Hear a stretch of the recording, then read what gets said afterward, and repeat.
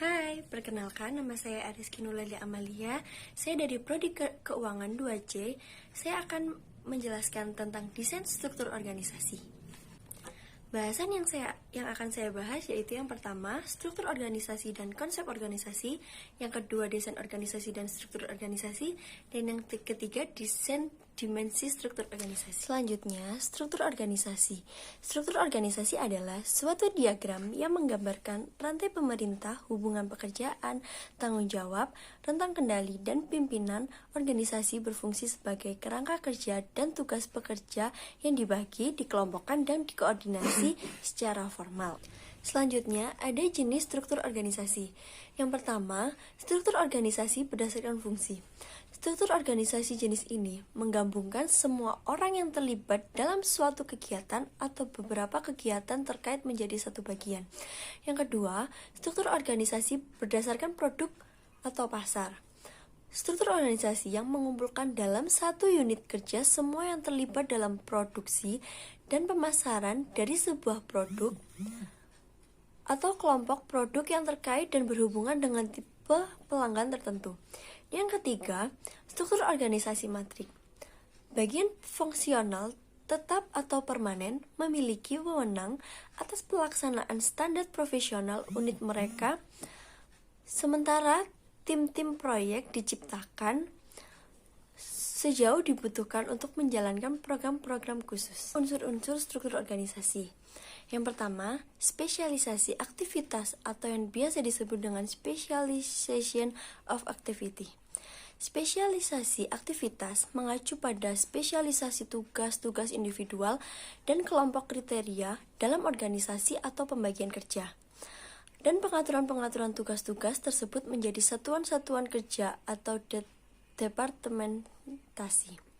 Yang kedua, koordinasi aktivitas atau yang disebut dengan coordination of activity.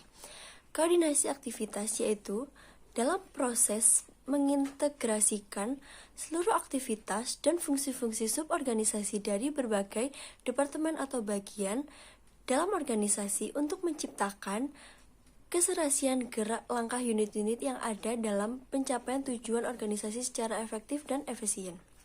Yang ketiga, standarisasi aktivitas atau yang biasa disebut standardization of activity. Standarisasi kegiatan merupakan prosedur yang digunakan organisasi untuk menjamin dugaan atau predictability aktivitasnya.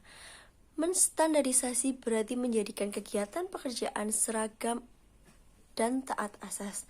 Dan yang terakhir, sentralisasi dan desentralisasi pengambilan keputusan atau yang disebut dengan centralization and decentralization of decision making. Sentralisasi dan desentralisasi pengambilan keputusan mengacu pada lokasi otoritas pengambilan keputusan dalam struktur organisasi, yang desentralisasi keputusan diambil pada tingkat tinggi oleh manajer puncak atau bahkan oleh seorang. Selanjutnya, bentuk-bentuk organisasi. Yang pertama, bentuk organisasi lini garis komando. Bentuk organisasi garis ini pertama kali muncul di kalangan militer dan merupakan bentuk organisasi paling tua. Yang kedua, bentuk organisasi fungsi dan lini. Suatu bentuk organisasi di mana wewenang dari pimpinan tertinggi dilimpahkan kepada perkepala unit atau kepala bagian. Yang ketiga, bentuk organisasi fungsional. Organisasi fungsional merupakan untuk suatu bentuk departementasi.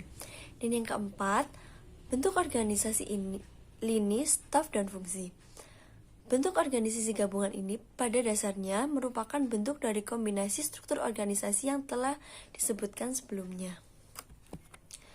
Yang kelima, bentuk organisasi lini dan staf. Organisasi yang telah berkembang semakin luas akan timbul berbagai kesulitan bagi seseorang pimpinan dalam mengambil suatu keputusan atau decision making. Dan yang terakhir, bentuk organisasi komite atau committee organization. Suatu organisasi yang masing-masing anggota mempunyai wewenang yang sama dan pimpinan kolektif. Selanjutnya, desain organisasi.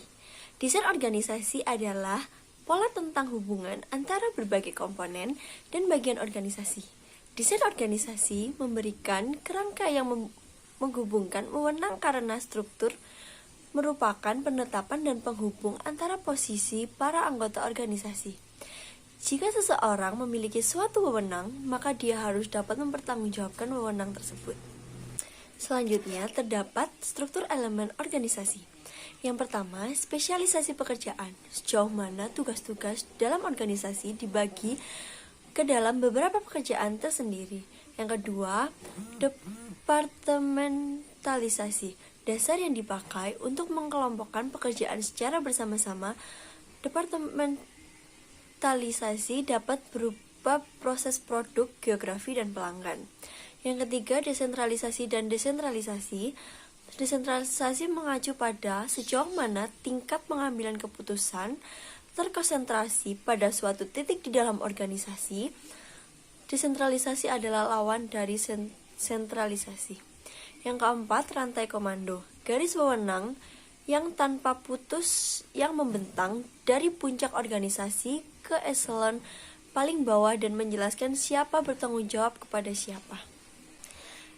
Yang kelima, rentan kendali. Jumlah bawahan yang dapat diarahkan oleh seseorang manajer secara efisien dan efektif. Dan yang terakhir, formalisasi. Sejauh mana pekerjaan-pekerjaan di dalam organisasi dibakukan. Selanjutnya, ada model desain organisasi. Model desain organisasi adalah mekanisme formal pengelolaan suatu organisasi yang menunjukkan kerangka dan susunan perwujudan pola, tetap hubungan-hubungan di antara fungsi-fungsi, bagian-bagian, dan posisi-posisi maupun orang-orang yang menunjukkan kedudukan, tugas, wewenang, dan tanggung jawab yang berbeda-beda dalam suatu organisasi. Macam-macam desain organisasi.